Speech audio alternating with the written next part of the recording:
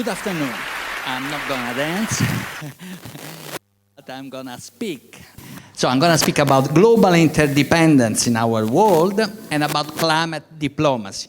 But let me first of all thank the British Embassy for organizing this special TEDx for COP26. And let me also thank the Diplomatic Academy of Vietnam for hosting us in their brand new headquarters. Now, while speaking, I will, of course, bring my feelings of an ambassador who has dedicated much of his time and energies to climate change over the last 2 years. Won't be surprised of that because Italy is the UK partners in convening and co-chairing and preparing 26. Now, let's start by showing 3 beautiful places. The first is the Italian Alps. The second is Venice, which, by the way, is celebrating these days 1,600 years of history. And the third is Mekong Delta. I'm sure it's familiar to you. What do they have in common, these 3 places? What is the connection amongst them and with climate change being so far apart? Sorry, I don't understand. Sorry, can you hold the microphone higher? Okay, sorry. Okay, so I was saying, what is the connection amongst these 3 places and with climate change being so far apart? These 3 places, of course, and there it comes the word interdependence. There it comes the word global, because what happens in one place affects heavily the other 2, and we are going to see that in a moment. And why this happens? It happens because climate change doesn't respect borders, unfortunately. You cannot stop it just because you don't issue a visa. Now, this is the Mount Bernina, one of the most important glaciers in Europe. It is situated at the border between Switzerland and Italy. And you may see from the 2 pictures, one shot in early of last century and one shot last year, that the glacier has almost completely melted down due to the global warming originated from greenhouse emissions. Now, this, someone may say, well, where's the problem? What's the problem of that? And in any case, if there is a problem, it's a Swiss-Italian problem. Unfortunately, it's not like that, because there is a problem, and this problem affects us all. Why? Because the melted ice contributes to the sea level rise, and this puts at risk lowlands all over the world. Look at the Venetia Lagoon, for example. The Venetia Lagoon now is much more subject to flooding and high tide than it used to be earlier in the past. If you book your honeymoon, that's what you can get, unfortunately. Vietnam is also very vulnerable to high sea level. And up to 90%, can you imagine, 90% of the Mekong Delta might fall below sea level by this century, by the end of this century. So what happens in the Italian Alps, or let's say that the future of one of the most important regions in Southeast Asia in terms of population, in terms of fertile land, the future of this region depends on what happens in the Italian Alps. That expresses, in my view, very well the notion of interdependence, of global world, global issues. We live in a global world. The problems are global, countries are interdependent, the challenges are common, and our way to address them has to be global as well. So multilateral cooperation, international solidarity, mutual solidarity, this is the way to address global issues today, and climate change in particular. And we have to do it now. It has been said very well by Gareth Ward, by the ambassador of the UK, and by Alok Sharma. We have to act now. It is still possible to stop climate change, but we have to do it now. Either we face the costs of the transition now, or we act later and we pay the much higher price of a climate disaster.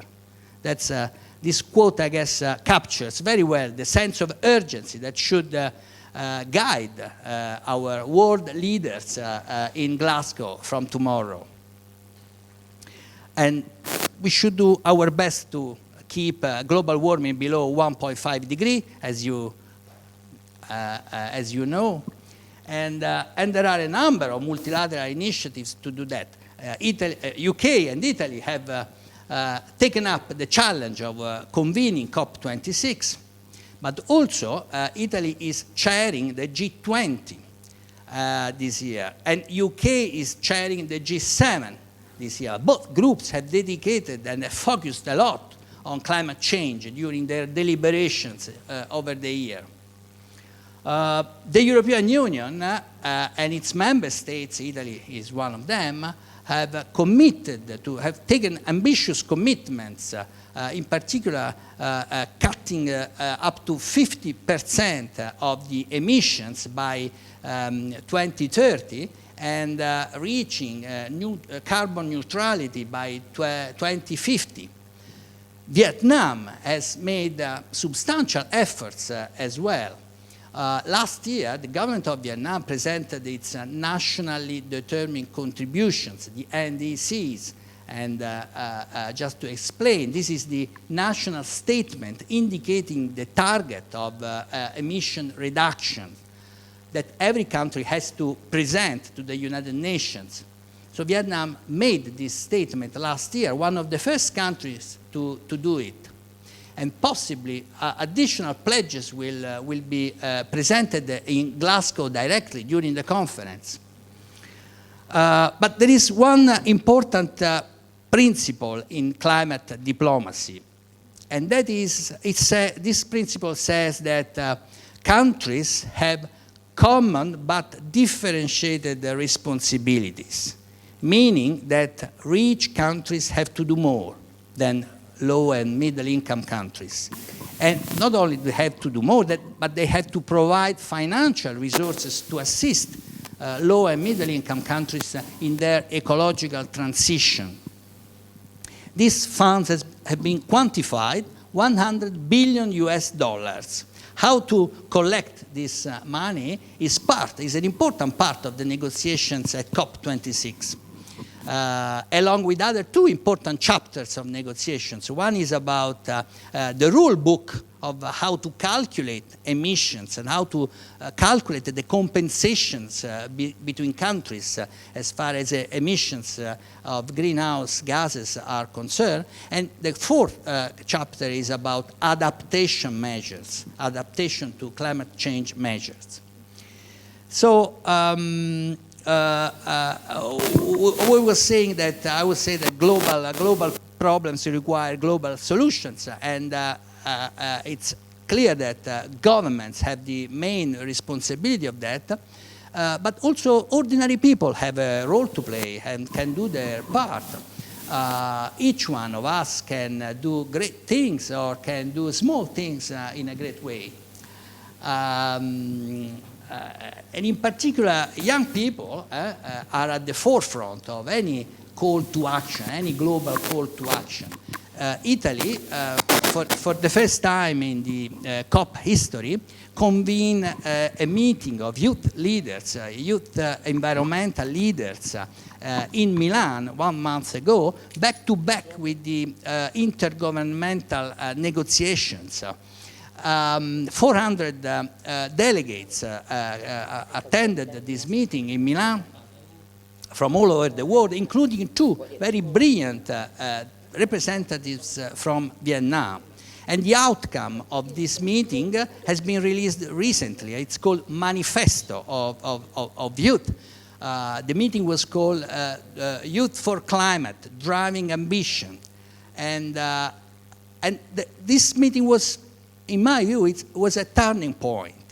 Because, you know, until now, young people has been, as far as climate change, has been considered mainly as an actor for mobilizing public awareness about climate change. But from now on, it's clear that youth can also be an actor when it comes to providing solutions, providing creative and effective solutions to stop climate change and to contribute to shaping the right policies to do that.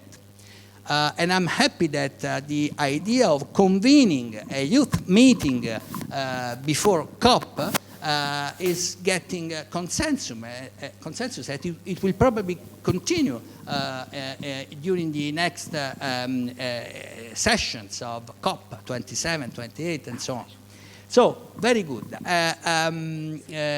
Government have the main responsibility. The people can do also their part, and the business sector is also key for climate change. Private companies must come up with low carbon solutions if they want to remain competitive in a global market that it is increasingly rewarding green and low carbon footprint.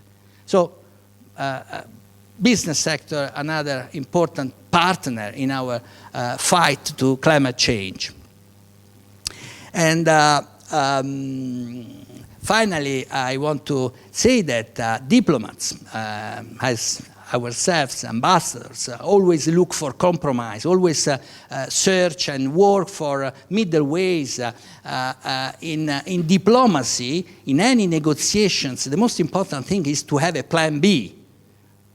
Now, in this case, unfortunately, there is no plan B, because there is no planet B. And this slogan, in its simplicity, reminds us very clearly that we have individual and collective responsibilities. You young activists, and ourselves, more mature officials. Thank you very much.